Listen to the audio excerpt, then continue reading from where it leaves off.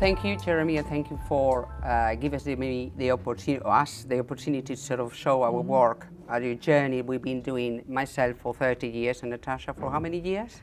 Not that long. Yes.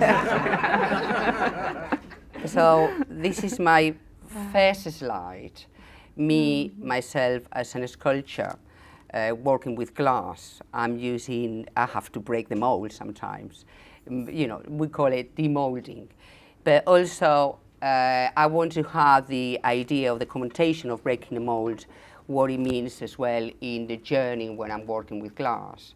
So, as a glass artist, I would say breaking the mold means, for me, innovation, trying to sort of get experimentations, but also that vulnerability, the element of rejections, things that are going wrong and things that they break, because that's what you're working with glass quite a lot. I'm a visual artist, so originally I studied fine art, that is in Spain, in the Basque Country. The mediums that I was working was media and photography, and then later on I came to this country with not speaking English at all. And then slowly I built up, kind of my visual art work, which was photography, but then slowly I came into the glass world. That was my first piece that I made with glass. That makes me realize, still having the window shell and still looking at the piece of glass when going through the light and seeing how transformation does, whatever is in the morning or in the evening. Some of you might say, what a piece of rubbish.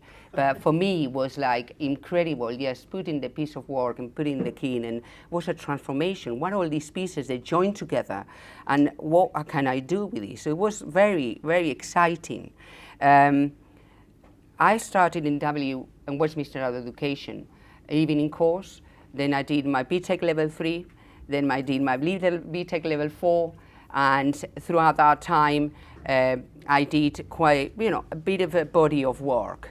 When I finished the studies with a colleague of me, one of my colleagues, we got together and we decided to start a business, go to a studio. That was in a month, and we went to Cockpit Art Studios. Cockpit Art Studios, they give us the possibility to start working there, and then what was happening is we have a month to have an open studios. What we're going to do here, because we had all this work, but we didn't have time to make the work. So we decided to select pieces that we did together and then put them together in a presentation to see a little bit of feedback from the people who were coming to see in that kind of show. Karen, my partner, she was more interior designer, and then we started sort of working a body of work, becoming kind of a design in the spaces and creating a body of work with it. So actually Seasons was a piece of work that I created in Westminster Education.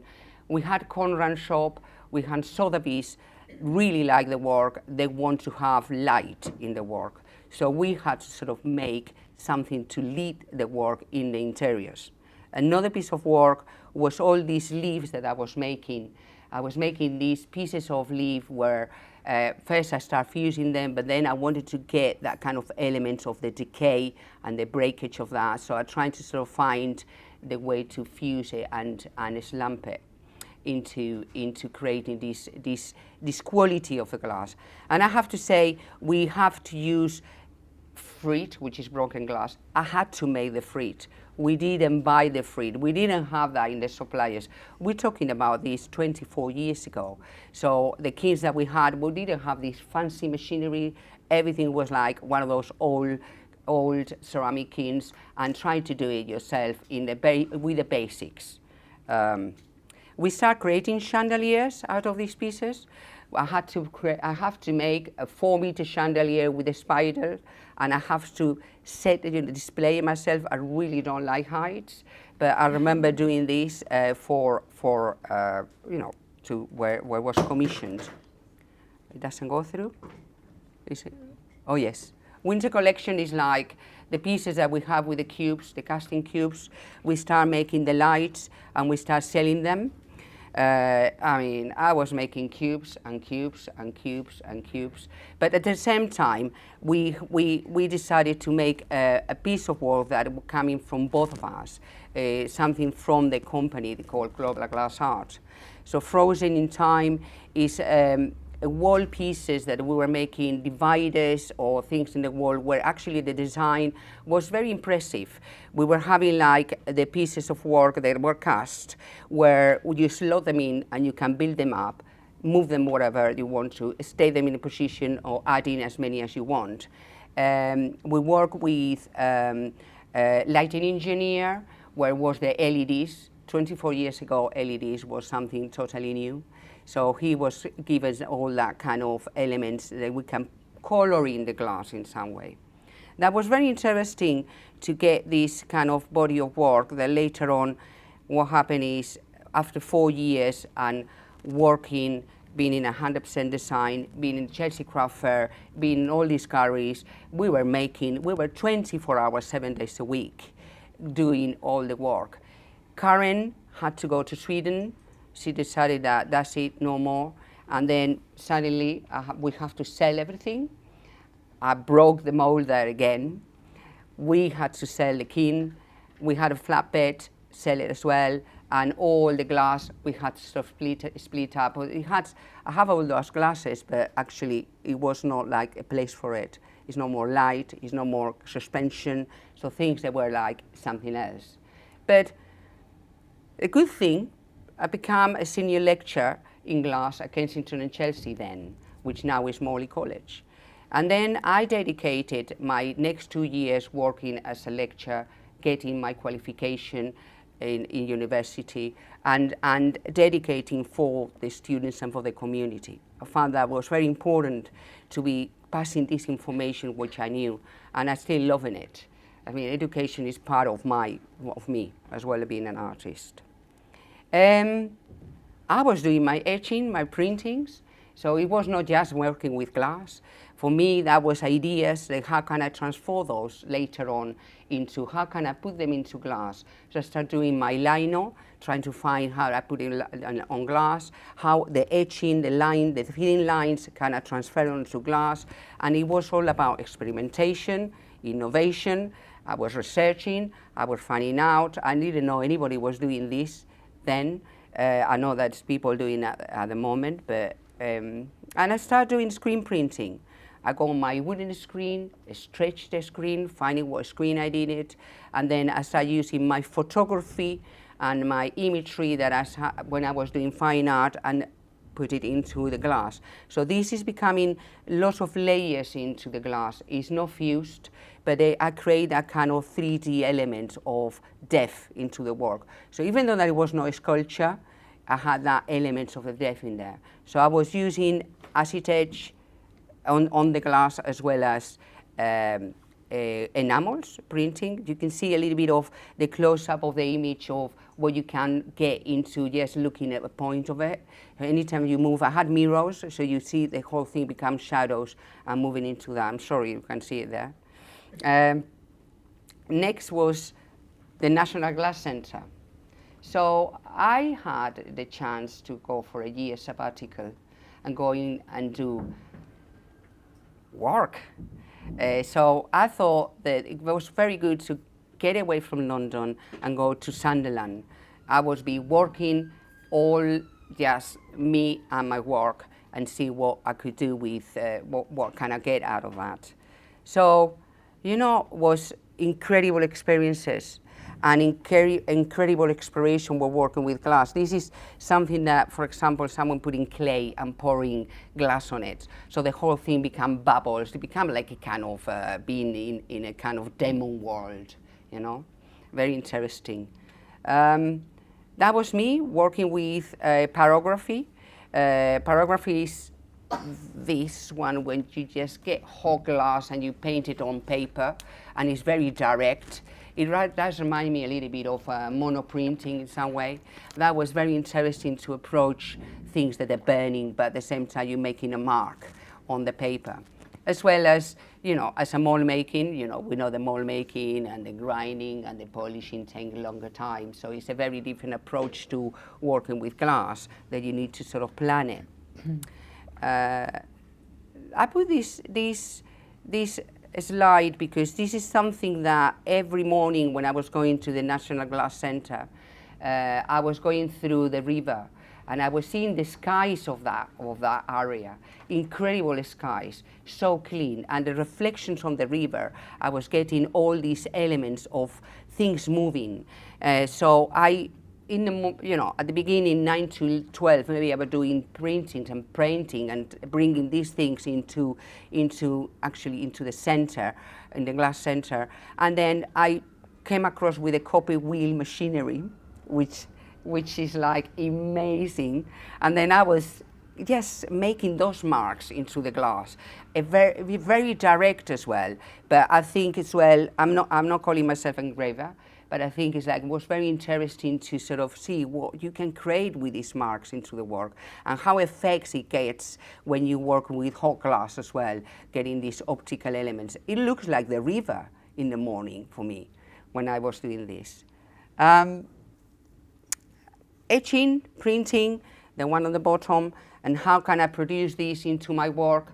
I start printing in 3D, and then trying to sort of get Kate, James Maestri, which he's an incredible blower. He was a technician at the National Glass Centre there, and trying to get him was very difficult. So I have to sort of put it into, ask him, like, I think I had him 3 times. Everybody was like asking him to do work for him.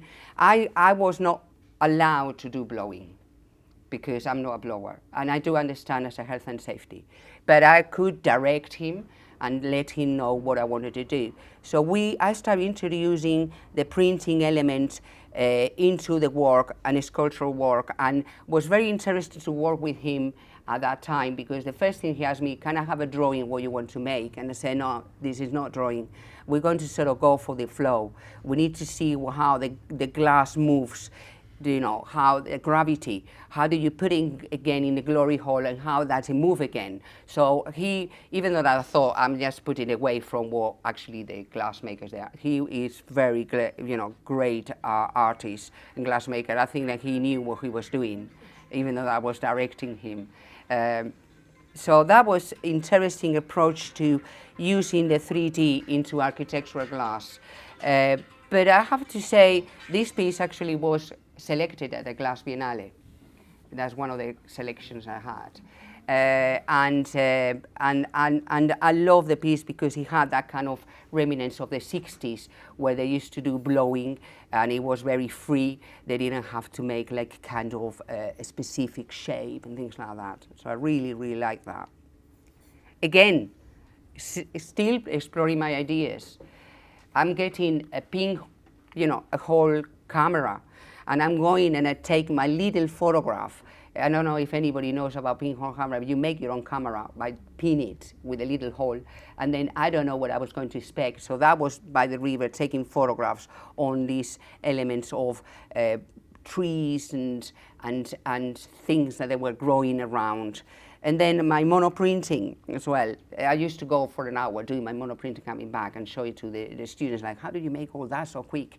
But it's like bringing this kind of exciting ideas that it was coming into the medium. I have to transfer into glass. So I got my little branch and I'm going to make my mould. I'm going to do 2-part molds, and then how can I flow my waxes into that mould was not easy, but I had to do it. So I did a few of them, and that was the one I'm flowing. And look, I was making lots of waxes, and when the process of making this is something came up, which is like, I love the flashes, I love the irregularity, I love the idea of things becoming something else. They looks like they're not branches anymore, it's something else. And that imperfection, this is an element that I start liking it, and it starts getting into my work in my research. So I started doing some research regarding trees, and then one of the things is like I came across is what happened in England with the ash tree, where some kind of trees. They were moved to Europe, to this country, and they start getting diseases, the trees, and the trees start decaying and breaking and dying, and that kind of concept is something that it was very transferable to what I was making in some way. So testing, making this different type of mold making, using waxes or start doing burnouts. I had the possibility to use this. They gave me this kind of, you know, it was a kiln totally destroyed, or I could do all the burnouts and nobody was using that kiln. And then moving all these to the other side of the glass center to another kiln where the mold could break. Because I don't know if you know about mold making, but when you fire it, things they become very brittle. So that was like a kind of a challenge. Half of the time it's like half of the way and the whole thing collapsed. So I need to sort of understand better how can I make molds that are becoming harder and more reinforce them somehow. Perhaps the structure, like architecture, when I'm making them, so things that don't follow. Remember all these things, they have very little branches and they go all over the place. So that is, I need to sort of reinforce that somehow. And that was an element that it came across when I'm making. Working with different type of glass, trying to see how the glass flows into these very thin molds and trying to get the best effect. That is something that I was looking into that to get. So some of the glasses, I was doing a lot of tests, that doesn't work, that doesn't work, that doesn't work, and then I came across with Gaffa, which has a lot of lead content, not very environmental, by the way, but that actually went very down to the detail of getting the buds, the leaking of the glass, and the bark of the branch. So this is it. I start working now. I start making my prints, and I start doing blowing with getting the shape that I want, like a nest. And also I start adding the elements of my sculpture in it. This is me. Can Maria, can you do it bigger? We like it bigger. And it's like, yes, I'm going to make a bark. And it's like, that's me making a 2-part mold with a monster. And then it's like, give me a break. And then I start with a wax like bark. And then it's like, thinking I'm making, it's like, this is not really what it is. I need to make it thin. I need to make it fragile. The element of fragility in nature. And I don't want to make a monster. I want to make a monster large, yes, but not very thin. So I'm going to challenge myself to go very much larger in the scale of a branch, but I'm going to make the thinnest branch that I can do. And I'm going to use the elements of glass, that is, that transparency, something that disappear from nature, and something that we need to sort of keep it there. So this piece as well was in the Glass Biennale. That was in 2020. And I made a lot of attempts, and I managed to do 2 of them. Both of them, they went to galleries and they've been sold, and really want to come back to this one day, and then maybe perfectionist a little bit of mold making. I'm just thinking more. Again, lots of black and white, let's put colors. You remember the glass, we can add the colors, and I'm going to go crazy here. So if I want to work with Romanescos, because the Romanescos is incredible vegetable, that when you look at it, it had that kind of structure that nature gives, that is such a beauty, that is something that I want to add it on. But I'm going to put crazy colors in it, why not? And then I wanted that to make these Romanescos was very easy if you compare it with a branch. It was an open cast, and it was like, bloop, easy, cold work. The polishing was there, but it was like easy to achieve the detail to the end. This piece was selected at the Royal Academy in a summer show 2 years ago with another piece that I selected. And I think that is one of the plus things that I found. A lot of work comes into glass exhibitions, but I wanted to come out of the glass world I'm in a sculpture, and I want to do a sculpture somewhere else where not glass is their unique thing. So yes, applying to the Royal Academy, which I know that a lot of people, they say rejections, and I'm going to give it a go. I'm going to apply with 2 pieces, and 2 pieces they were selected. It's like, bring it on. That means like I have something in me that it does show that people like it, as a sculpture. This is my next. I'm so pleased to get this award. Was going to Northern Creative Glass, which doesn't exist anymore. Everybody who's done these, courses there was in international place where people were coming and work with glass, usually master courses. And unfortunately, this is gone now because a lot of funding was coming from Europe. So this is what's happening when, I'm not going to go to politics, but this is what's happening in the real world. It was, but I was so lucky to do this course, which was Materiality Making a Meaning. And I did this course with Annie Cottrell, and I had Andrea Spencer. So this is Andrea trying to sort of put flame work into my mold that I cast, and then blowing in. So I wanted to see what kind of elements of 3D sculpture can be worked with flame work. That course was incredible. We had 7 days full on from 9 to 12 in the night, working. It was incredible. But the first day was drawing. And that is one of the things that I really like from Annie Cottrell. I feel like a kind of connection in the way that she works as well. So you can see that this is a piece of work that I want to, a piece of potatoes that I want to sort of show you in a way. I work a lot with the elements of vegetables, but when I came back to from Sunderland, that's what I found it actually in my drawer in my kitchen. I had in a plastic bag of Tesco's, and the whole thing is like, and when I looked at it, I said, this is it. This is going to be my final piece for my work in my master's. I thought that was amazing. How the actually elements of the potatoes start crumble, and it becomes another kind of object, and how these shoots they were coming out, and all these elements. So I started researching a lot about potatoes, and I'm not going to go ahead with that.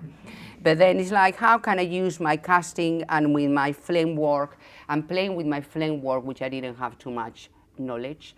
So in the Glass Center, they gave me a month. You have this flame work it, do it yourself, get on with it, chop.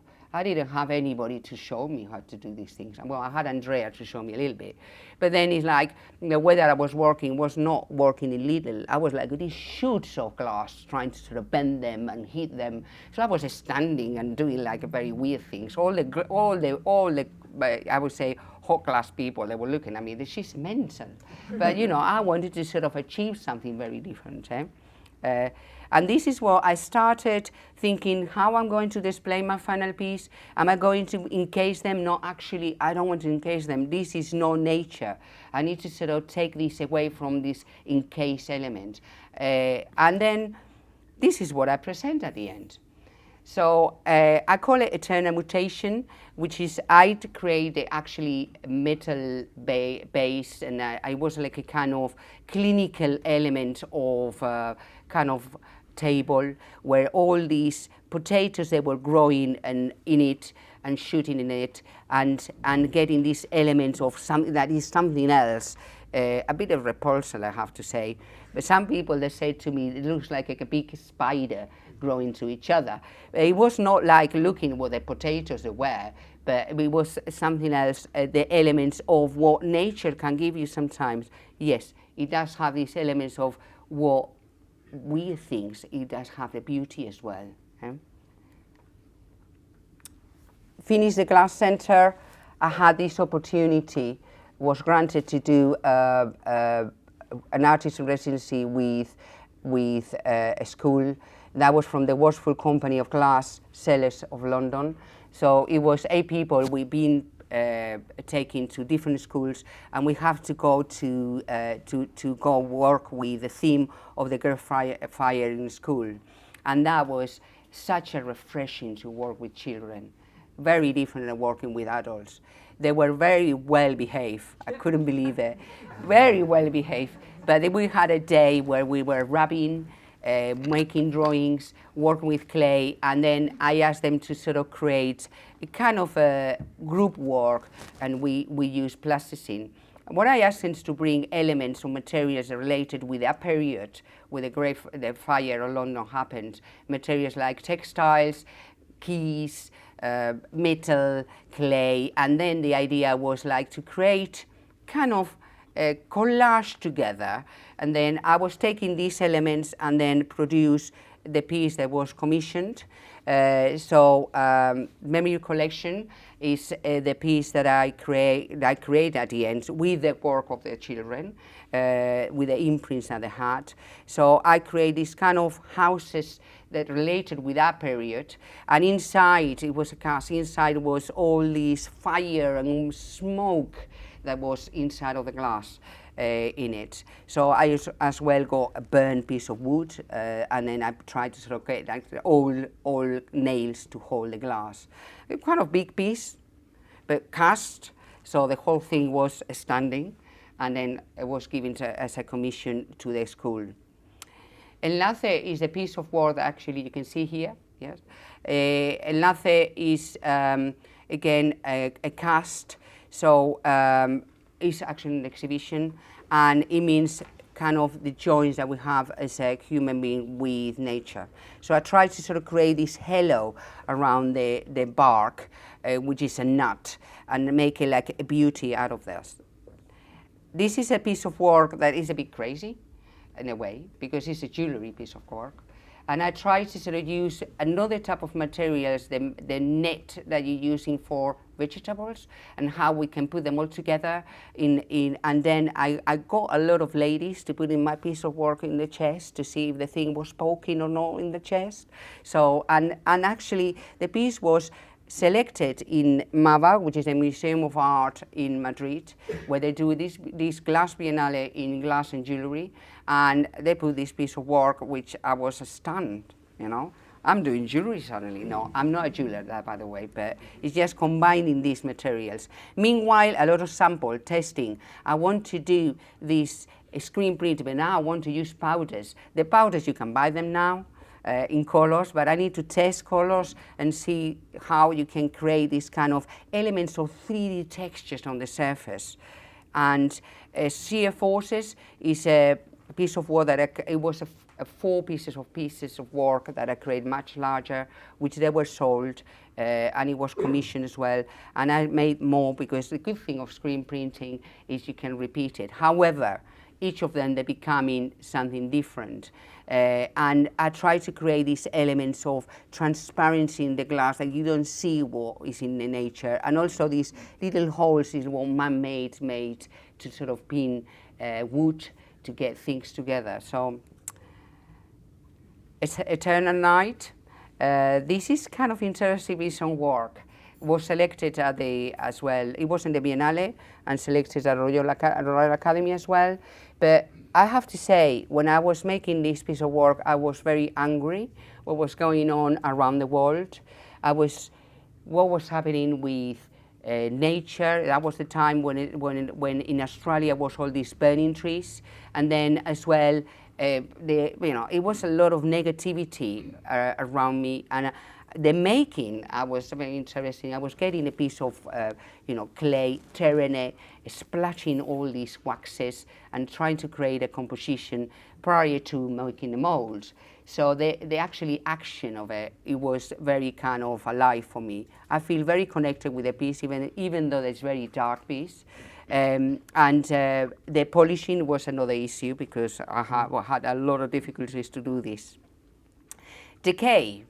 Decay is a subject that I love, and I can see that why all these relations that I have from my first pieces of using this kind of elements of decay with a leaf. Now I come in and I start developing a body of work which is on the process, making this piece of work. What I'm going to make with that, I don't know yet. Shall I make jewelry? That's great. And then I had the possibility to get an award in Amanda Moriarty, which I'm going to start using all these you know, Romanescos into blowing. And I'm going to say, can I do this? Can I? Can I? Come on, be nice. I don't know, no. Yeah, so that is a residency that I already done 2 days. So I went with all these lots of pieces and worked with blowers. And I was very lucky to be introduced with Lucy, very young artist that she worked with blowing. We made 60 samples on that 2 days, not stopping. And then from these samples, I'm addressing which ones I'm going to do for the next 3 days, and I need to do a body of work with them and combining these things. I need to go back to the drawing stage before I decided what I'm going to make and looking at all these samples into it. So this is me heating up a little bit the end of the piece, so later on I can put my piece, open the kiln and poke it in there. So that is kind of a processes that are very different than when you're working with mold making or casting. And to be continued. This is a never-ending process of working as an artist and using glass as a medium. Thank you very much. Thank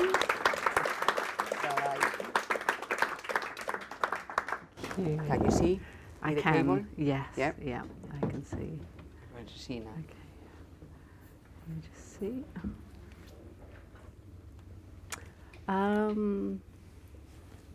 I just want to sit here and listen to you talk more. I did actually say to Maria, she's had 30 years of experience, and really she should be doing the whole hour. So, but I'm going to say Natasha used to be a student at Morley College, and then in such a short time, I asked her to come into this presentation because she brings the glass with another techniques, which is the glass that I don't do. So it will be like a bigger scope or looking at glass with different medium, and she's incredible architectural artist. So thank you. Let us know what you've been doing. Okay, so so Maria was 30 years. Back in 2018, I hadn't even touched glass. So I did a course at the Prince's Foundational School of Traditional Arts, which is now the King's Foundational School of Traditional Arts. And I'd worked previously in fine arts and in filmmaking and projection and creating installations, but then as soon as I started working with glass, it was just such a revelation because, you know, covering a piece of glass in Bister Brown and then scratching away and seeing the light coming through, I suddenly realized I'm actually painting with light. And so that's what, you know, absolutely kind of enamored me was just the manipulation of light, and that's what I'm really fascinated by. So these are some of my paintings here, and the middle one was exhibited at the British Society of Master Glass Painters for the centenary exhibition. And let me see if I go through so you can see. So my first commission, so after the Prince's School, I then said I really want to carry on with this. So I did another course there in 2019, and then I heard about the course at Morley. And so I came for an interview, didn't I, with you? All of the students are coming for an interview. and I did my my BTEC and my UAL with Maria. So Maria was my tutor. And I carried on, even though she's fantastic you can see all the work that she does. I just stayed with the architectural glass. Good. Good for her. But I learned so much about glass as a medium through her. I mean, she's such an incredible teacher. You know, she knows the medium and the kiln settings and everything so well. And while I was actually still studying there, I got my first commission. And this was at Southside House, which is a historical building, which has now been sold, unfortunately. But this is a panel that I created using flash glass. I'm very interested in using mouth-blown glass, flash, and then etching away at it. So you can see some of the So there was one of St. Peter and then one of St. Paul there. And that was for a very tiny, I think it was the smallest chapel in London. I don't know if the image isn't very good, is it? But it's beautiful. and then I got another commission, and this was in the Netherlands, actually. So it was Leonard Stoke, I think. Let me just get this correct. Yes. So it was based on some snowflakes that fell in 1740. So these are the snowflakes that were painted in 1740. And the owners of the house where he also lived wanted me to create these hand-etched replicas, which I did using acid etching and the Dremel drill. So that was a really interesting commission there. And then, so after that, while I was still doing my UAL and BTEC with Maria, I heard about the Worshipful company of Glaziers and painters of glass. And maybe just to give you a little bit of background about myself as well, I studied world religions at SOAS, and which is a school of Oriental and African studies. So I'm really interested in traditional cultures and keeping traditional crafts alive. So it was really interesting hearing about the Worshipful company of Glaziers and keeping these old techniques alive. And then I heard about the Stevens Architectural Glass Commission competition, and I think it was a couple of weeks before the competition, and I said to Maria, "Oh look, I've seen this competition." Maria said to me, "It's too late. Don't do it." And so that actually was, yeah. I'm half Greek, and she's. And she so did that, it. And my anarchist side came out and Good said, for her. "I'm going to do it." So I applied, and I got first prize for design. Beautiful, yeah. And this was for a piece for the Worshipful company. No, it was for the Haberdashers Girls' School. I didn't get the commission, but I got first prize for design for it. And then the following year I applied again, and this was for the Wilfred Owen commission for a church in Oxfordshire, in Dunstan Green, and I won the design element and also won the commission too. So this is the piece that I created, and it's all based on geometry, and this is the scale of it as well. And I wanted to use traditional techniques, so none of this, all of this is just using the color of the glass itself. So it's only using red glass and blue glass. And let's see, you can see here, so it's 2 layers of glass. And so it's red glass, blue glass, and it's acid etched. So I would paint over it with bitumens and needles, and then acid etch it, and then put them together. And then to get the orange color, I added silver stain. So it's using all the, So this was for the World War I poet, Wilfred Owen. And it was a wonderful experience because I got to actually go to Oars where he died, and I met so many different people involved in the project and got to know his work really well. So you can see here, I'm actually painting with bitumens, which is a technique also that I kind of, when I was working in the studio, I didn't exactly know what I was doing. It was very nerve-wracking. And then so I started painting, so that's using white spirit. And then I also used needles to get the fine detail. And you can see here what it's like with the blue glass and then adding some silver stain, how it completely creates. You can get such a gamut of different colors. And then I was lucky enough to receive the Livery Award. And this was an incredible experience. So this was through the Worshipful Company of Glaziers, and it's the Livery Award. And so it was a year of traveling around the world, really, working with different master glass makers. So some of the people are here, I've listed them. So there's Thomas Denny, Jonathan Cook, Jonathan Soper, Swansea College of Arts, Derrick Studio in Germany, Lambert's in Germany, Glasmaleri Peters in Germany, Maria Para Farinha in Argentina, the Rio Heritage Department in Brazil, Aura Visions in Cambridge, the Fustat Centre of Traditional Arts in Egypt, Henry Bird, who was an architect, who was teaching me architectural drawing, Andrew Taylor, Michael Vincent, Lichblick in Germany. I'm not sure if that's the correct pronunciation, I hope it is. And then in Murano, Venice as well, and Luisa Vitrais in Brazil, Patrick Costello, Pippa Stacey, and Maria Zulueta as well, and Holt Glass. So these are some of the. It was fascinating, seeing how different studios across the world work differently. Every studio has a different way of doing things, and every studio says this is the way to do it. And actually, it was great to see that there are many different ways of doing things, and just the different approaches to glass, and it really kind of pushes the medium, what you can achieve as well. And I was very interested. So this is me in Egypt learning, because I was very interested in how light passes through gypsum, and and all the traditional techniques. And it's so important because stained glass is on the red list of endangered crafts. So it's really important that these skills are passed on and that future generations have the ability to know how to do these things. And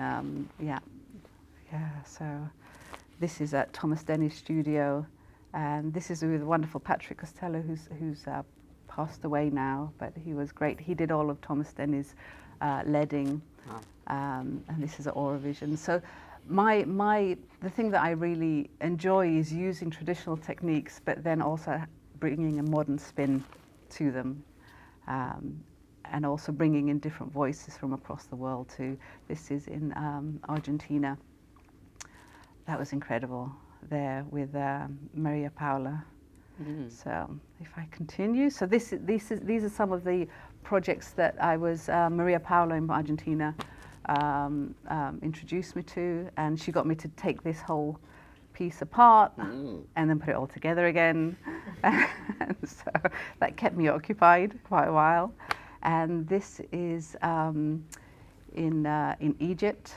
That was really fascinating as well, working with gypsum and glass.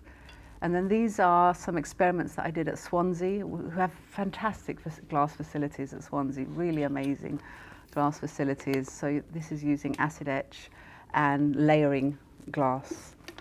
And then this was a project that I did for the BSMGP, and that was last year. It was the William Morris exhibition, and I was really fascinated by Islamic art and also the William Morris design. So I started, this design begins from the Great Mosque in Isfahan, and then I just started sketching it and drawing it, and then slowly bringing it into the William Morris design. And you can actually see it's very similar. There's a great similarity. So this is the William Morris, and this is the Great Mosque of Isfahan. So there's quite a beautiful transition between the two, and you can see how much he was influenced by Islamic art.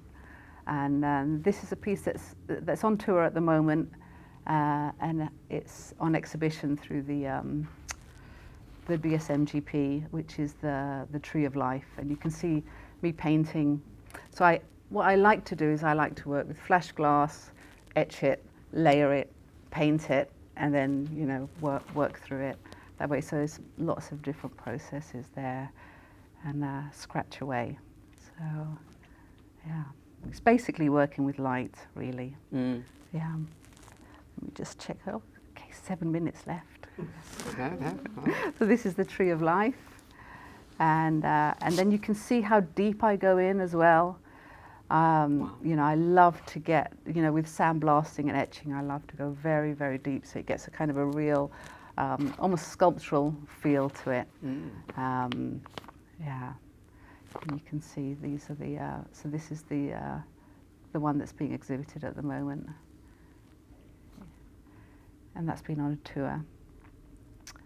So another part of, this is just to show you some of my failures, which this is the thing. I think you have to apply, and you have to get used to the process of actually. You often put a lot of work into things, and they don't necessarily come off as commissions, but it's all a learning process. So this was for the RAF design. I was shortlisted, but just to show you some of the design process. So to get to this, I used sacred geometry, and then I kind of superimposed and like layered, and I have Leonardo da Vinci images in there, and so you can see all these layers. So it came to this.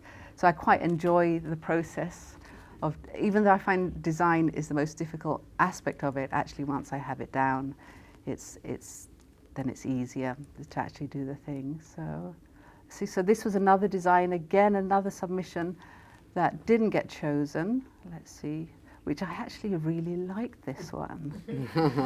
And I was disappointed, again based on Leonardo da Vinci, who is my hero.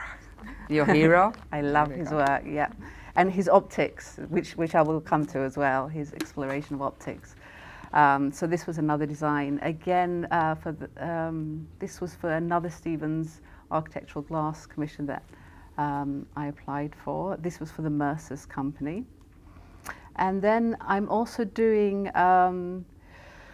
this is at St. Mark's in Dalston, and the Reverend Josh has kindly allowed me to use his belfry as a studio. Oh, hello.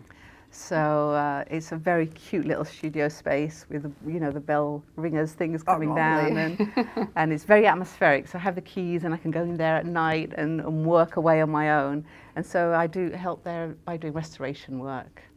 And and so this was one of the restoration pieces that I did, and so that's great. And also kind of getting people, another project. So these are projects that I'm working on at the moment. So there's St. Mark's, and then this is an really interesting project at the Rio Cathedral, and I'm in discussions with Helder. This is Helder Viana, and then Christian Bayerl from Lambert's, Fernando Cortes from Arcové, Teresa Paloma from the Institute of Glass and Ceramics in Madrid, and Luisa Vitrais in Rio, and also Lawrence Heimer. And what Helder and I are trying to do is trying to get a discussion of how some of this glass can be restored. And so we're interviewing the original, the artist's son, who was also involved in this project, and looking at how Dalle de Ver can be saved, and Lamberts are going to be creating the glass, making the glass as well. So seeing how much of it can be saved and how much of it can be, Another project I'm working on at the moment, which is finishing at the moment, is called While We Wait, which is a project through the RCA, the Royal College of Arts, and it's about finding, because a lot of people within the NHS, I'm really interested. I was also a psychotherapist for 20 years, so I'm really interested in the effect of our environment and how it makes us feel, and light in particular has such a huge impact. And so I'm going and speaking to patients and doctors and staff within the NHS setting of seeing what is it that makes you feel good. So this was one of the projects that we did about the ideal waiting areas within the NHS. A bit of teaching through the Royal College of Arts again, St. Paul's. And this is my studio at the Royal College of Arts. So I'm currently there at the moment doing my master's. And that's thanks to also to the help of QEST and the Kirby Laing Foundation, who've generously helped to pay the fees. And these are the studio facilities. And how are we doing for time? Are we okay? 2 minutes, good. And this is Liam from the Royal College. Cool. This is a project that I'm working on at the moment. So Liam, with the help of Anthony Scala, are creating these beautiful roundels for me, which I'm going to be etching into and creating light effects. Fantastic. This was an exhibition that I did at Swedenborg House using alchemical images. So I researched a lot into alchemy when I was at SOAS, and so using these images almost as books. And that was exhibited in October last year. And then this is part of the Edo Fusikon, which was a show that was shown at Swedenborg House. And we did 5 performances, and it's like a theatrical, a very old theatrical piece. I think it was done in the 1700s. Gillian will kill me now. I don't know if she's watching this, but yeah, so by Luther Borg. And these are some of the effects that we got. So participants were invited into a dark room, and then we created these beautiful light effects in a theatrical setting. I think I may have, oh yeah, so that's me there. So we would slide in the images and create the light effects. And so I'm really interested in light. And this was a project at Cumbria Crystal, which I was at actually last week, using the engraving wheels and using lead. They're the last manufacturers of leaded glass in the UK, and there's very few, I think 5 engravers left. So just to finalize, these are some of the experiments that I'm doing at the moment. You're having a sneak peek of these, and I'm so excited. Okay. These are some of the experiments that I'm doing using light and glass and projection. And optics. So I'm really interested in Leonardo's exploration of light, and then seeing how light can be manipulated with glass, and then seeing through projection and through installation. Time to go.